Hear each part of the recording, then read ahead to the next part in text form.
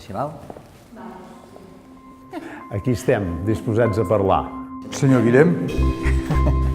Va començar amb un edifici que m'atreviria a dir, en el fons era com una llar d'infants, una guarderia d'aquells moments d'una empresa laboral del Texconimat, que d'alguna manera va ser el germen del GEM com a tal, no? Esclar, això era una escola que volia ser com a alternativa a l'escola d'aquell moment, volia ser una escola amb un ensenyament actiu, volia ser una escola catalana, volia ser una escola interclassista, volia ser més aviat aconfessional. Per exemple, teníem una estructura, que hi havia una associació de pares, que era aquí d'alguna forma de l'escola, però també hi havia una immobiliària per preservar el patrimoni, perquè si venien i ens tancaven l'escola ens quedàvem no només sense escola, sinó a més sense patrimoni, sense edificis. Pensem que estàvem en plena dictadura. Parlar només de llibertats ja era un canvi evidentment radical. A part de la qüestió pedagògica pròpiament dita, penso que el que val la pena dir és que l'escola va obrir camí a nivell polític, va ser un compromís polític.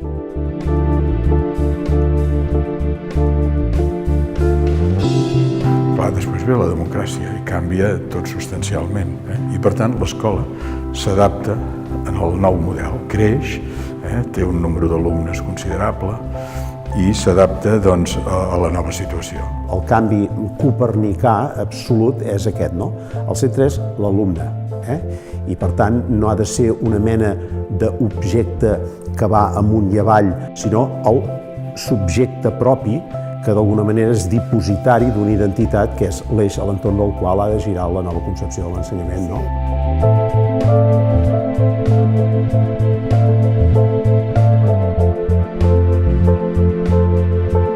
Vas començar el GEM petit, tu?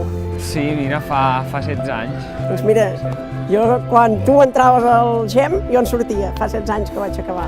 La idea d'origen dels edificis era molt ben trobada.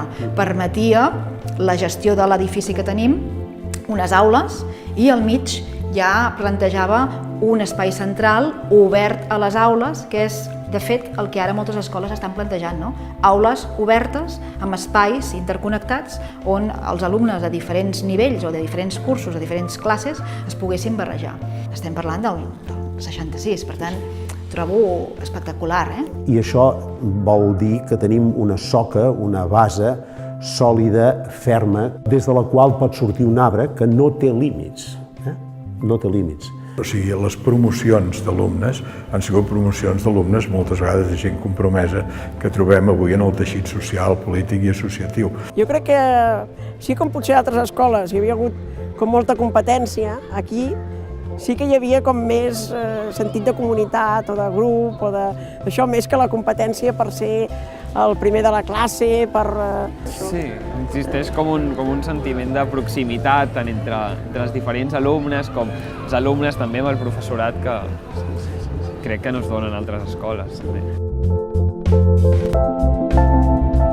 Però no deixen de ser nens amb unes necessitats de joc, d'aprenentatge, necessitat de gaudir del que és la infantesa, que això hi era fa 25 anys, hi era fa 15 anys, fa 10 anys i avui dia, no?